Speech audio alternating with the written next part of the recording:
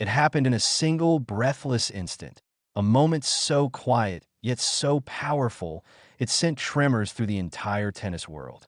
Under the warm glow of the Riyadh arena lights, Elena Rybakina had just claimed the biggest title of her career. Cameras fired non-stop, applause rang across the stadium, and everyone prepared for the usual routine. The champion, the trophy, and the ceremonial photo with the WTA CEO. But instead of stepping forward, Rybakina slowly turned her back. No outburst, no visible anger, just a calm, icy silence that was far louder than any protest could ever be. The air thickened. Spectators paused mid-cheer. Photographers weren't sure whether to keep shooting. And for a moment, the world saw something different in Rybakina.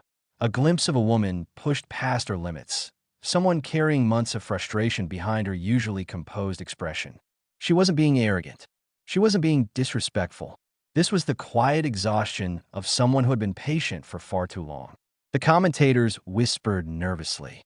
Social media detonated within seconds. Some viewers accused her of being rude. Others said she was courageous. But the people who knew her well, the ones who had watched her polite interviews, soft-spoken press conferences, and gentle manner, sensed the truth. This was not an ego acting out. This was a message. Rybakina has never been known for theatrics. Her reputation is built on precision, clean serves, crisp ground strokes, and remarkable emotional control. But this gesture, this soft refusal to participate, was calculated rebellion disguised as poise. In turning away from the CEO, she wasn't snubbing a person. She was rejecting a system, a narrative she felt had been forced onto her without her voice ever being heard. There was no press statement prepared for this moment. No PR team shaping her response. It was a simple, wordless declaration. You had the chance to listen to me, and you didn't. And so, on a night meant to celebrate her victory, the tennis world witnessed something deeper unfold. It wasn't a feud between two individuals. It was a confrontation between a player's dignity and an organization's silence. Between the truth she carried and the politics she felt had dismissed her. As she left the stage with her trophy, the atmosphere changed. Something important had ruptured within the carefully polished image of women's tennis. A boundary had been crossed, and a message had been delivered with absolute clarity, not through anger or speeches, but through one unmistakable ACT. To understand why that moment happened, you have to rewind months earlier, back to when the calm surface of Rybakina's life began to fracture. It didn't begin with drama. It began quietly, almost invisibly.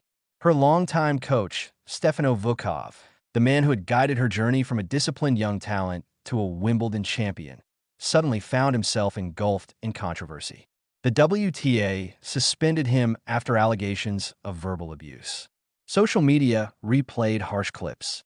Headlines painted him in an unforgiving light. Everyone had an opinion, but Rybakina didn't speak. Not publicly to outsiders, her silence looked like agreement. But those who understood her knew better. That silence held disbelief, confusion, and loyalty. She knew Vukov in a way short videos could never show. Yes, he was intense. Yes, his standards were high. But she saw a man who pushed her because he believed in her, someone who cared deeply about her growth. To her, he wasn't abusive. He was demanding, committed, and instrumental in her rise. And yet, as the world judged him, the WTA never approached her. No calls, no questions, no attempt to hear her side of the story. Weeks rolled into months, and still, her messages to the organization went unanswered. Her request for a conversation vanished into a void.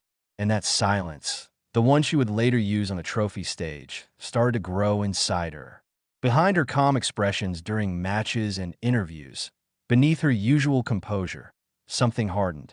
She began to recognize how the system worked. Decisions made far away from players, interpretations formed without understanding, judgments issued without dialogue.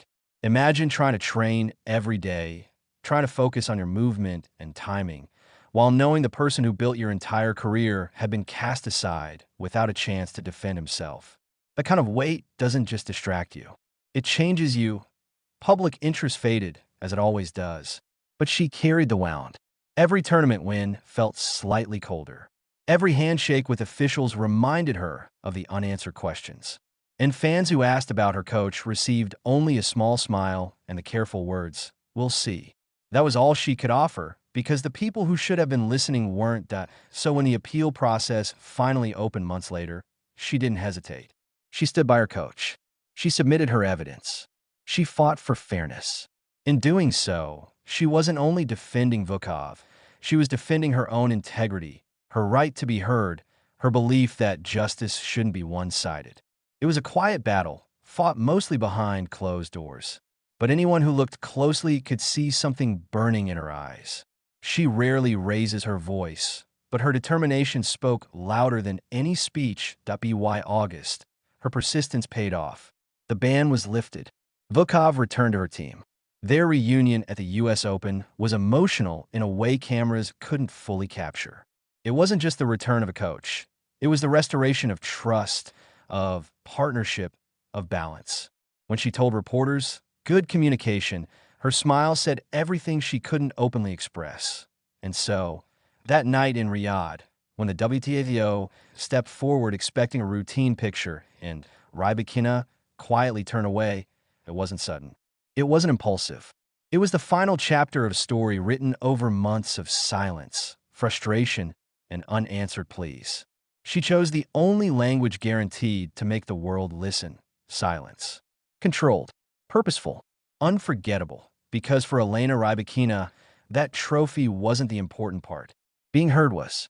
And on that stage, in that single frozen moment, she finally was.